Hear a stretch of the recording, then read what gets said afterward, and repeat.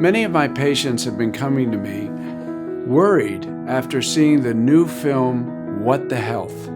In this film, they suggest that it is dangerous to eat any kind of meat or animal products, and that a vegan diet is the only way to protect yourself against serious diseases.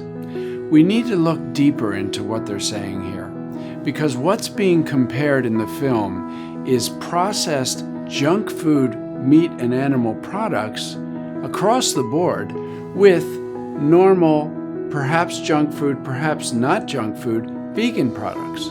This is not a proper comparison. The problem here is the junk.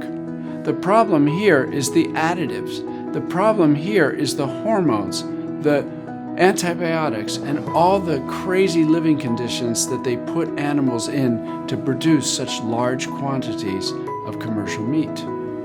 If you want to understand truly what a natural diet is and truly what is the healthy way to be eating, visit us at michaelformandom.com.